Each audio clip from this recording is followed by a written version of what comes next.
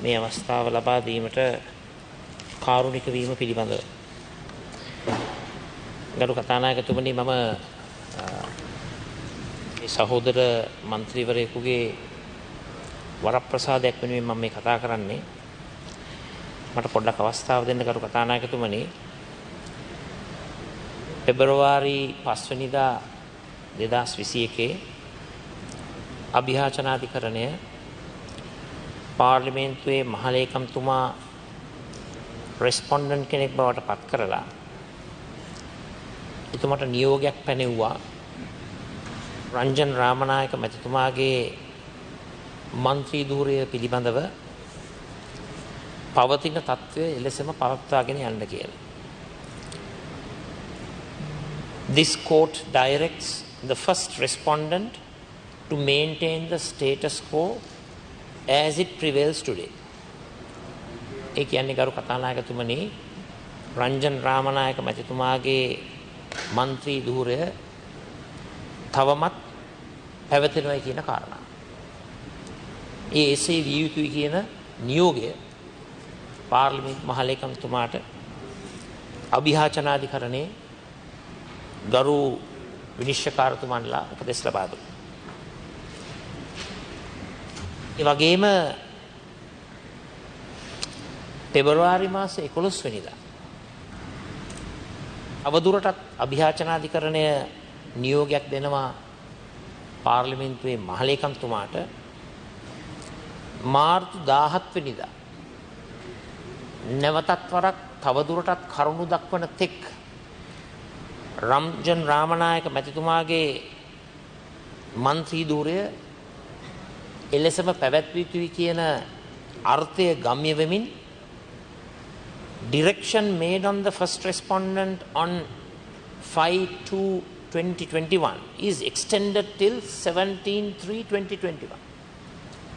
ඒ කියන්නේ පෙබරවාරි මාසේ 5 වෙනිදා මහලේකම්තුමාට රංජන් රාමනායක මැතිතුමා මේ මන්ත්‍රී ස්ථාවරය තවමත් එලෙසම පවත්වාගෙන යන්නේ කියන නියෝගයම තවදුරටත් බලපානවා මාර්තු 17 වෙනිදා වෙනතෙක්. ඒකේ බොහොම පැහැදිලි කරු කතානායකතුමනි අභියාචනාධිකරණය මහලේකම්තුමාට නියෝගයක් දෙනවා නම් මන්ත්‍රී ධූරය අහෝසි කිරීම උදෙසා කිසිදු ක්‍රියාවලියකට ප්‍රවේශ වීම නතර කරලා එහෙම කරන්න අදහසක් තියෙනවා නම් ඒක නවත්තලා එතුමාට මැතිවරණ කොමිසමට ලිපියක් මගින් දැනුම් දීම නවත්තලා ඒකෙන් අදහස් වෙන්නේ මොකද්ද? ඒකෙන් අදහස් වෙන්නේ තවදුරටත් රංජන් රාමනායක මැතිතුමාගේ මන්ත්‍රී ධූරය එලෙසම පවත්වාගෙන යනවායි කියන කාරණාව. මම කැමති මේ අවස්ථාවේ ගරු කතානායකතුමනි ඔබතුමාගේ අවසරය පරිදි ඒ අභියාචනාධිකරණය ලබා දුන්නු සියලුම ඒ නියෝග මා සතුව තිබෙනවා. ඒවා මම හැන්සාට් ගත කරනවා සභාගත කරනවා මේ අවස්ථාවේ. ඒ වගේම ගරු කතානායකතුමනි මැතිවරණ කොමිසමේ සභාපතිතුමා නිමල් පුංචිහේව මැතිතුමා කියනවා 2021 ජනවාරි 13 වෙනිදා මෙන්න මේ ආකාරයට Election Commission Chairman Nimal Punchiheva says Ranjan Ramanayaka's parliamentary seat will only be vacant after he completed 6 months in his 4-year jail term. Ranjan Ramanayake මහතා වෙත පනවා ඇති වසර 4ක් වූ බන්ධනාගාරගත කාල සීමාවෙන් මාස 6ක් ගතවන තුරු එතුමාගේ පාර්ලිමේන්තු අසුන පුරප්පාඩු නොවන බව මැතිවරණ කොමිෂන් සභාවේ සභාපති නිමල් පුංචිහේව මහතා ප්‍රකාශ කරයි.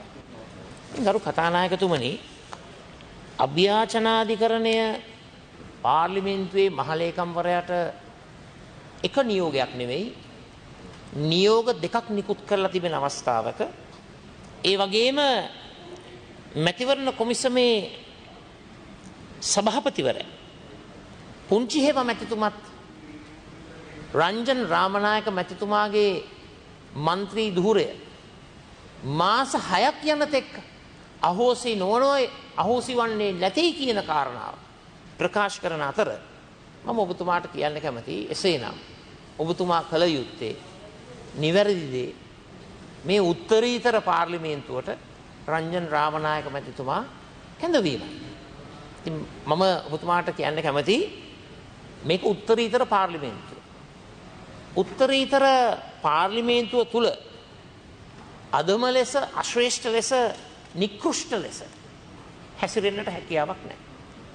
ප්‍රේමලාල් ජයසේකර මැතිතුමාට මේ සභාවට එන්නට ඔබතුමා අවසරය දුන්නා සේම රංජන් රාමනායක මැතිතුමාට මේ පාර්ලිමේන්තුවට පැමිණීමේ අවස්ථාව මේ තත්ත්වය තුල ලබා දිය යුතුමයි.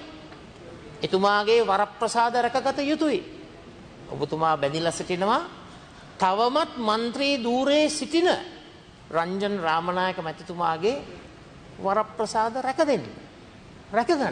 මම බොහෝම කරුණාවෙන් ඔබතුමාගෙන් ඉල්ලීමක් කරනවා මේ අවස්ථාවේ ඒ කාරණා සියල්ලක්ම දිහා හොයලා බලලා කරුණා කරලා මගේ අදහස ඉදිරිපත් කිරීමෙන් පස්සේ තීන්දුවක් දෙන්න රංජන් රාමනායක මැතිතුමාව නැවතත් වරක් මේ පාර්ලිමේන්තු සභාවට ගෙනෙන්න. දෙවෙනි කාරණාව ගරු කතානායකතුමනි මම විශේෂයෙන්ම සතුටු වෙනවා මේ අවස්ථාවේ අපේ ගරු අග්‍රාමාත්‍යතුමා ඉදිරියේ මේ අදහස ඉදිරිපත් කරන්න ලැබීම ගැන.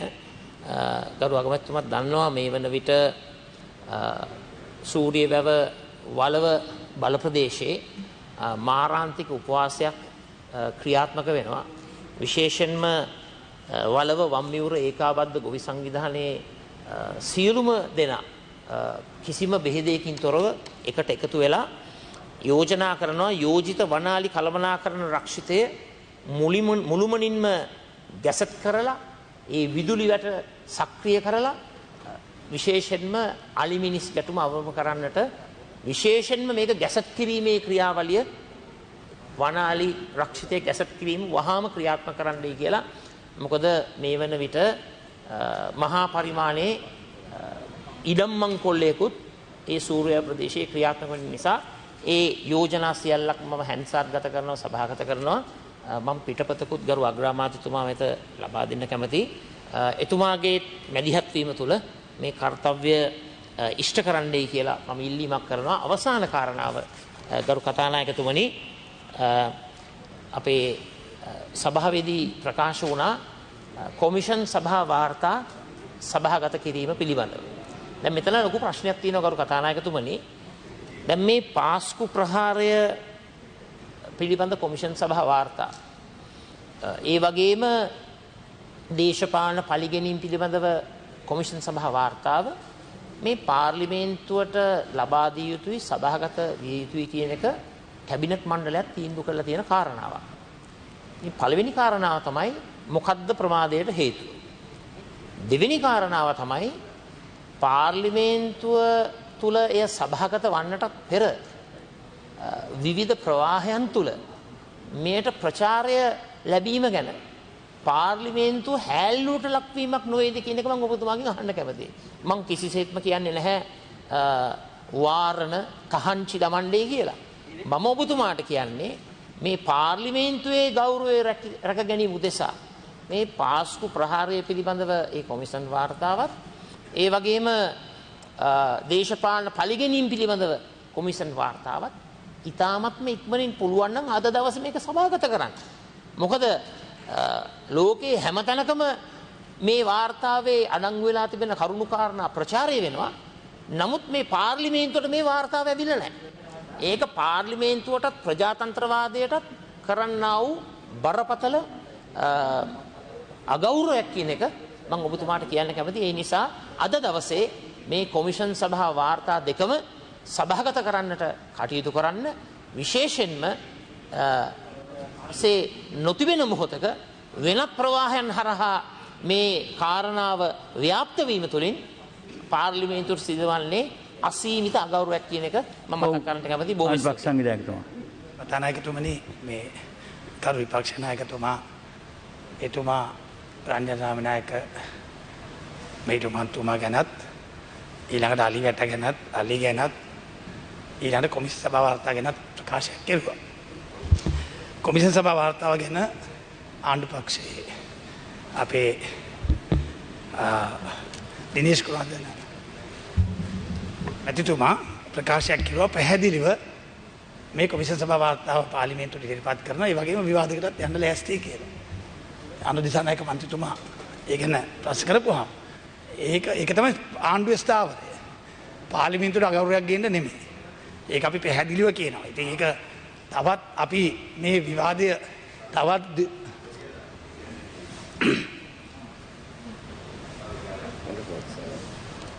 ඒකට යම් කාලරාමුවක් කියන්න පුළුවන් වේවිද අඩුම තරමේ ඊළඟ පාර්ලිමේන්තු සතියේද මම කියන්නේ එහෙම අදහසක් තියෙනවා නම් හොඳයි.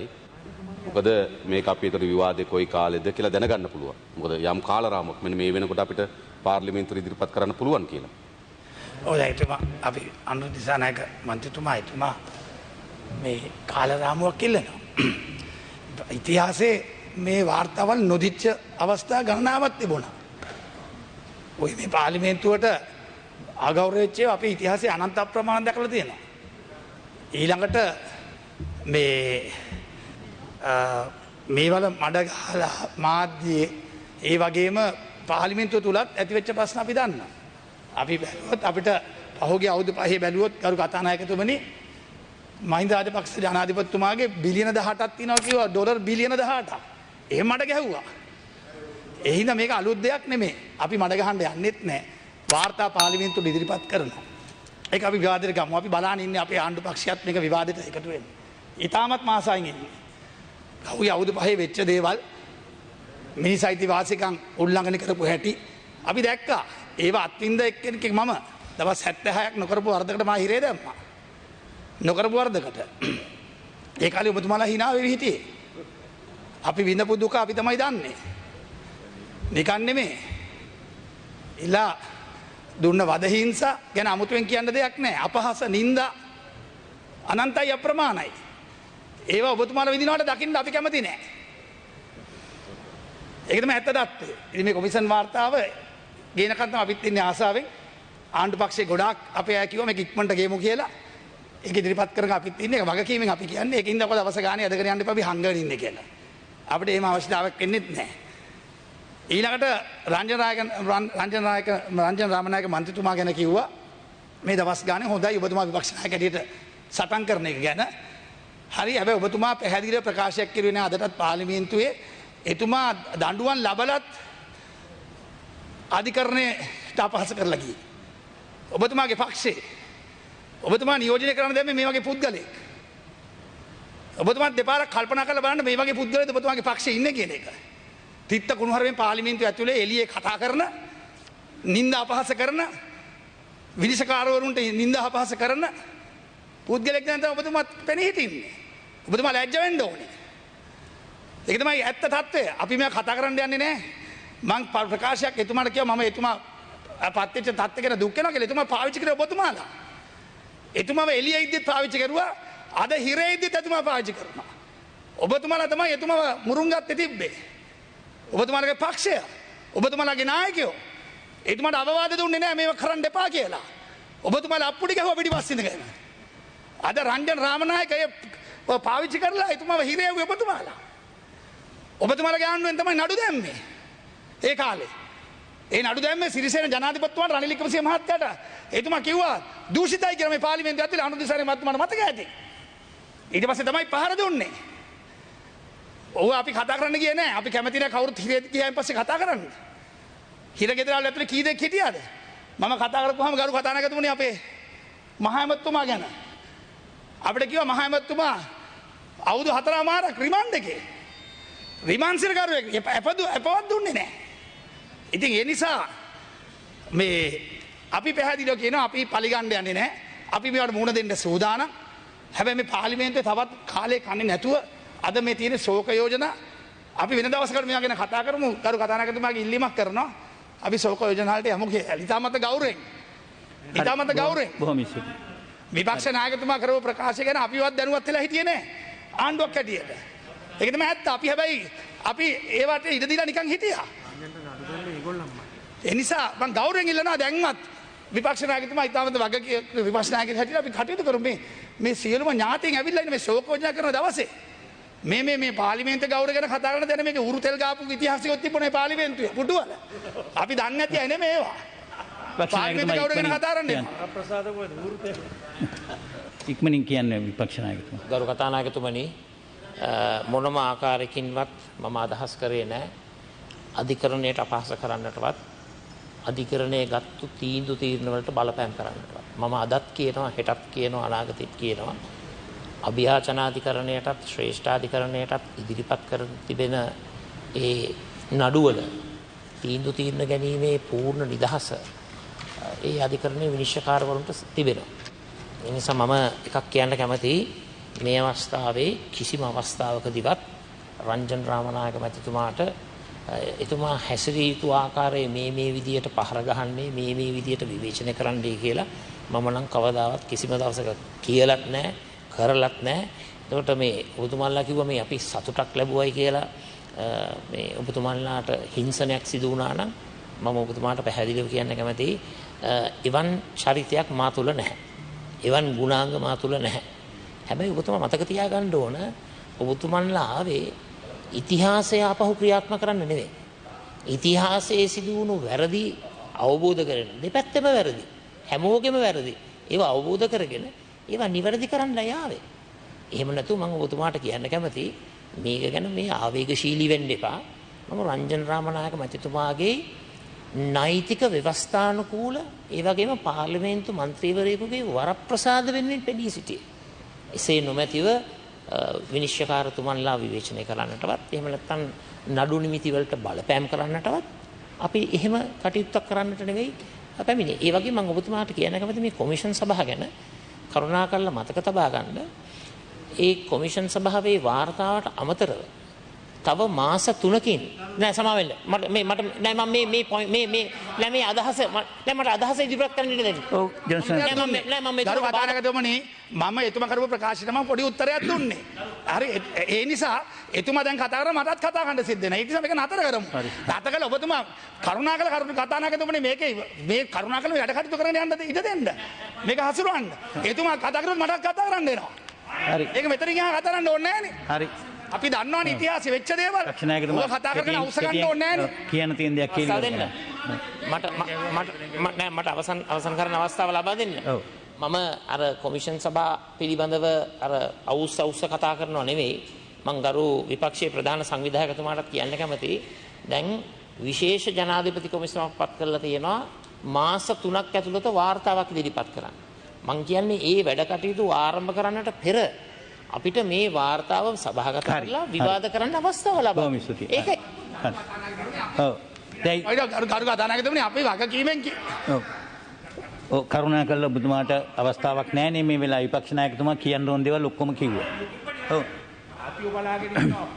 හරි මේ ඔබතුමා ඔව් නැගිට්ටන් පස්සේ තව අය නැගිටිනවා මේ. ඊළඟ හාස්‍යසි මොකද්ද මේක? මේ ඥාතික ඔක්කොම බලාගෙන ඉන්න මොකද්ද මේ? වගකියුද විපක්ෂයකට හැසිරෙන්නකෝ. හරි. මේකේ ශෝක යෝජනාවක්වත් ගෙනාවේ නැති පාර්ලිමේන්තුවක්. කොහොම ස්තුතියි. ඔතනින් නතර කරන්න. ඔතනින් ඕක නතර වෙන්න. ගරු කතානායකතුමනි මට අවසර දෙන්න ශෝක යෝජනාව ඉදිරිපත් කරන්න. ඔබතුමා මට අවසර දෙන්න ශෝක යෝජනාව ඉදිරිපත් කරන්න. ඊට කලින් තියෙනවා සභානායකතුමනි ගරු කතානායකතුමනි ඊට කලින් යෝජනාවක් තියෙනවා. යෝජනා පිළිබඳ දැනුම් දීම තියෙනවා ගරු දිනේෂ් කුමාරතුමා මහත්මයා. මම දැනුම් දෙනවා යෝජනාවල් පිළිබඳ දැන්වීම ඉදිරිපත් කරනවා. සභාව එකඟද? සභාව එකඟයි.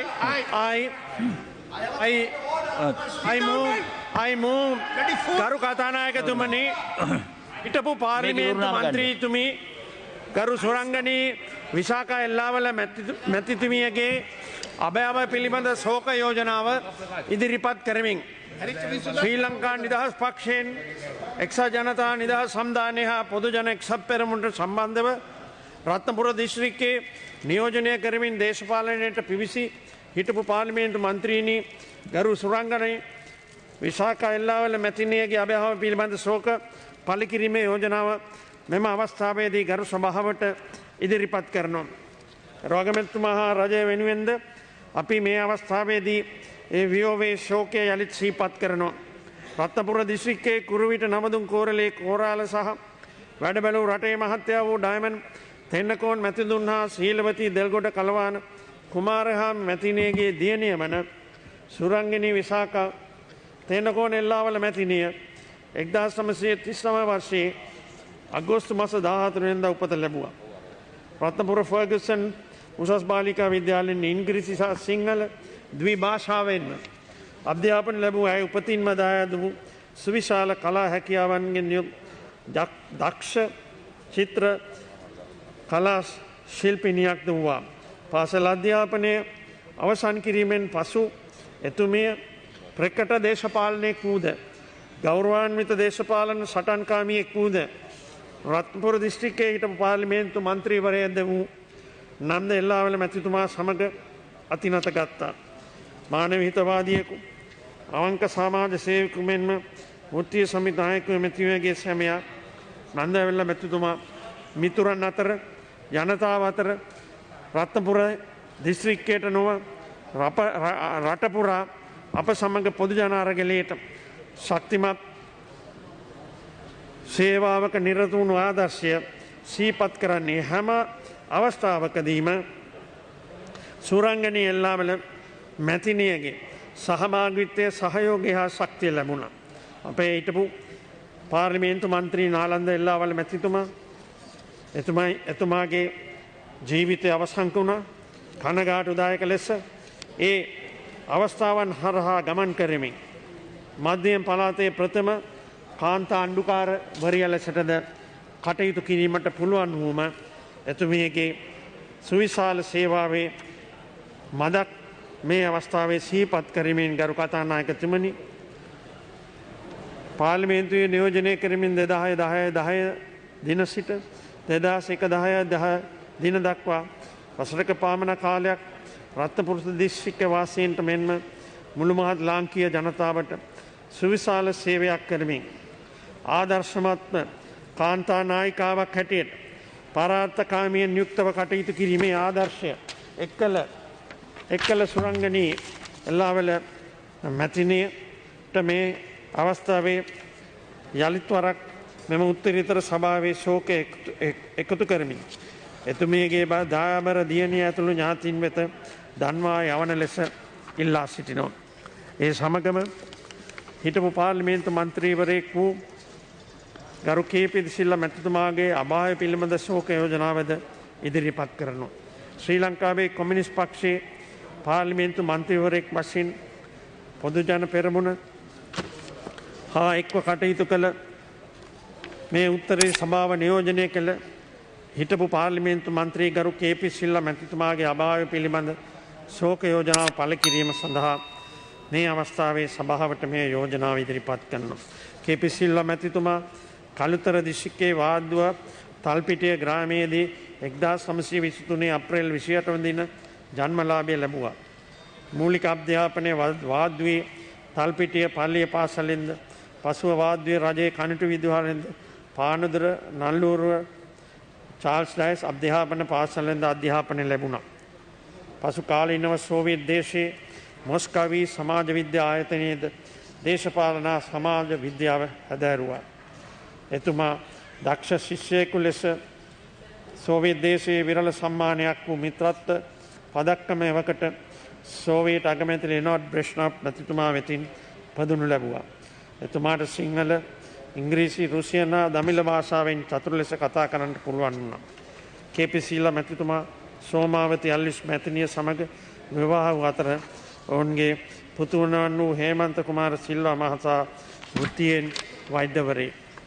එතුමාගේ පවුලේ අය සමග අපේ ශෝකයමය අවස්ථාවේ එකතු කරමින් අපේ රටේ වමේ ව්‍යාපාරයේ වැඩ කරන ජනතාව අතරින් මතු වුණු වැඩ කරන ජනතාවගේ සටන්කාමී නායකයෙක් වූ කේ.පී. සිල්ලා මහතා අපේ රටේ ශ්‍රී ලංකාවේ කොමියුනිස්ට් පක්ෂයේ ප්‍රධාන ලේකම්වරයා බවටද පත්වීම මේ රටේ දේශපාලනයේ දැවැන්ත අලුත් ආදර්ශයක් බවට පත් වුණා. එපමණක් නොව න්‍යායික හා ප්‍රායෝගික වශයෙන් එතුමා සංවිධානාත්මක කටයුතු රාශියකට දේශපාලන වෘත්තීය සමිති පොදු ජන අරගල සඳහා පුරෝගාමීන් හැටියට කටයුතු කළ බව සීපත් කරනවා.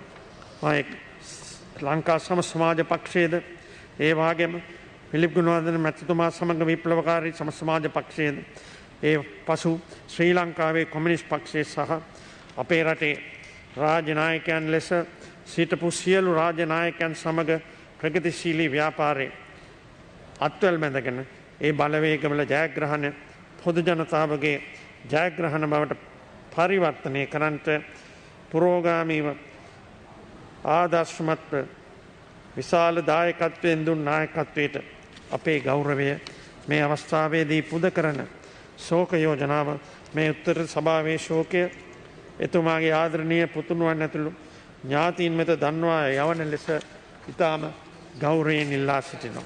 රත්නපුර දිස්ත්‍රික්කයේ හිටපු පාර්ලිමේන්තු මන්ත්‍රී කපිල අබේරත්න මැතිතුමාගේ අභාවය පිළිබඳ ශෝක යෝජනාව. ශ්‍රී ලංකා නිදහස් පක්ෂයේ පාර්ලිමේන්තු මන්ත්‍රීවරයෙකු වශයෙන් රත්නපුර දිස්ත්‍රික්කයේ පොදු මහජනතාව නියෝජනය කරන්නේ.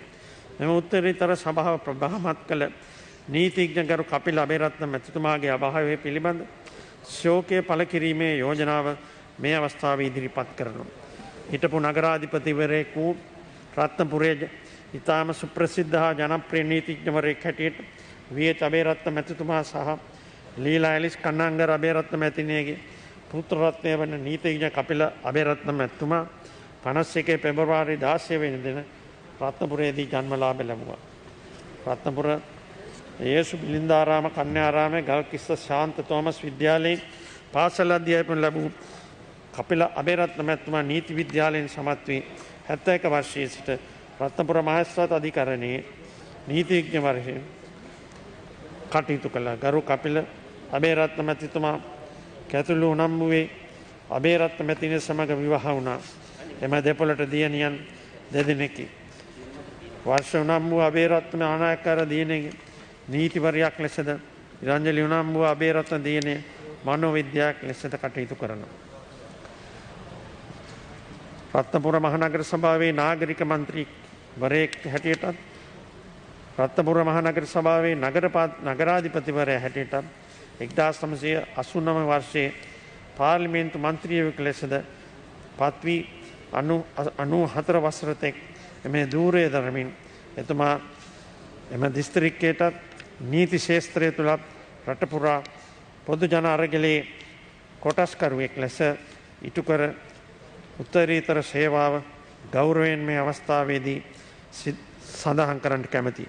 අවුරුදු 74ක් ආයු වළඳා ජනවාරි මාස 25 වෙනි දින 2015 ඔහු අප අතරින් වෙන්ව ගියා.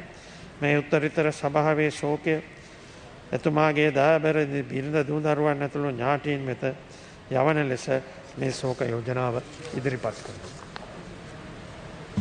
පක්ෂ නායකතුමා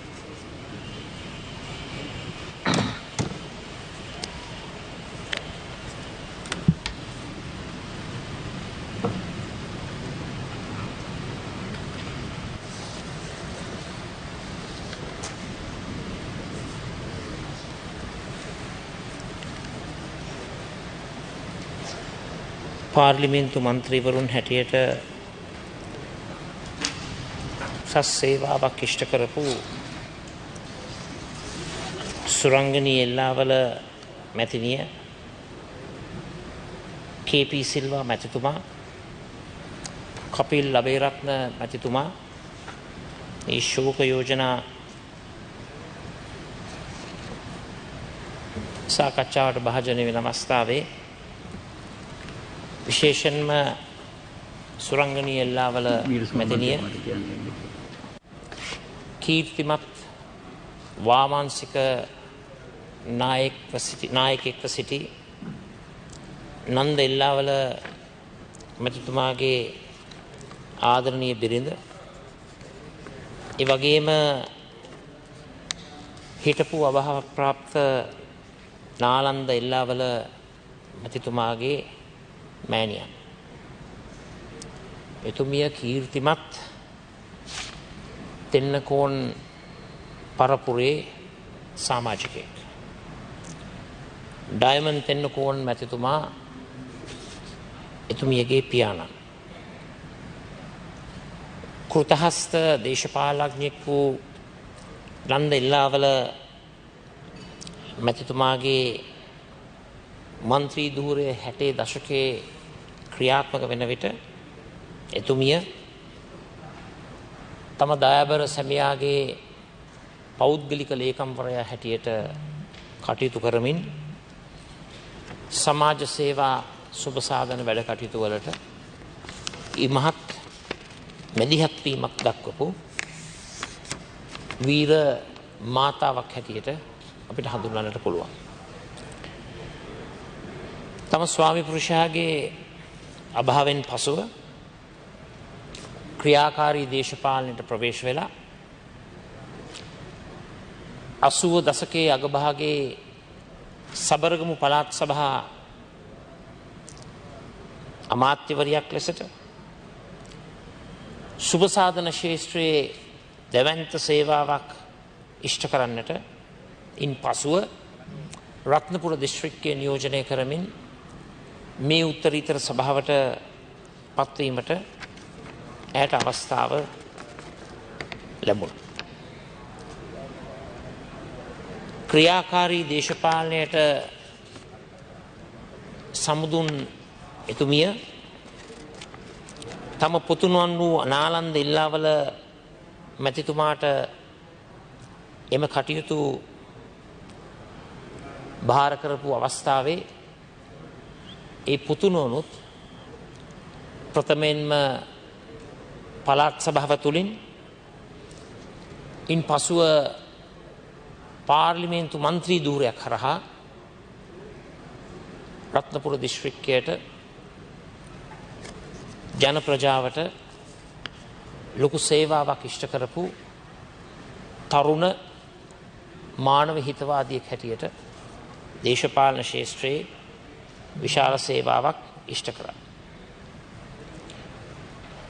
තම පුතාගේ අකල් වියෝවයත් සමග දුකට පත්වුණු එම මන්ත්‍රීතුමිය පසු කාලීනව ගත කරේ බොහොම නිහඬ ජීවිතයක්. ඒ කාලය තුල මවක් හැටියට තම පුතා වෙනුවෙන් කවි පවා ලියමින් ඒ දුක වේදනාව දරාගත්තා. සමස්තයක් හැටියට ගත්තොත් අප විශ්වාස කරනවා සුරංගිනී ඉල්ලාවල මැතිනිය වීර මාතාවක්, ශ්‍රේෂ්ඨ ජනතා සේවාවක් ඉෂ්ට කරපු උත්තුංග චරිතයක්. සමගි ජන බලවේගයේත් ඒ වගේම අප සියලු දෙනාගේ බලවත් ශෝකය මේ අවස්ථාවේදී එතුමියගේ පවුලේ සමාජිකාවන් ඥාති හිත මිත්‍රාදීන් සියලු දෙනාට මා පුද කර සිටිනවා. කේ.පී. සිල්වා මැතිතුමා අප මාතෘ භූමියේ නිර්ධන පන්තිය නියෝජනය කරපු අප රටේ ජනතාවගේ සමාජ සුපසාධන අයිතීන් වෙනුවෙන්, වෘත්තීය අයිතීන් වෙනුවෙන් සටන් වැදුණු නිවැරදි නිර්මල ප්‍රතිපත්තීන් අනුගමනය කරපු නිර්ව්‍යාජ දේශපාලන චරිතයක් හැටියට අපිට සඳහන් කරන්නට පුළුවන්. විශේෂයෙන්ම 40 දශකයේ වැඩවර්ජනය මෙහෙවපු කම්කරු නායකයෙක් හැටියට විශ්‍රාම වැටුප් වරම් දිනා ගැනීම, අර්ථ සාධක වරප්‍රසාද දිනා ගැනීම, මේ යනාදී අරගලවල කේ.පී. සිල්වා මැතිතුමා කම්කරු පන්තිය වෙනුවෙන් අති විශිෂ්ට සේවාවක් ඉෂ්ට කරපු රටට හිත ඇති පොදු ජන චරිතයක් හැටියට අපිට හඳුන්වන්නට පුළුවන්. කේ.පී. සිල්වා මැතිතුමා හැම විටම ධනවාදය තුල සිදුවුණු අසාධාරණකම් වලට විරුද්ධව එතුමා නැගී සිටියා. ලුම්පන් ධනවාදය තරේම එතුමා ප්‍රතික්ෂේප කරා. කනගාටුවට කාරණාව අද යුගයේ ලුම්පන් ධනවාදය ප්‍රචලිත වුණු යුගයක්. අවාසනාවකට කොටස් වෙළඳපොළ කේන්ද්‍ර කරගෙන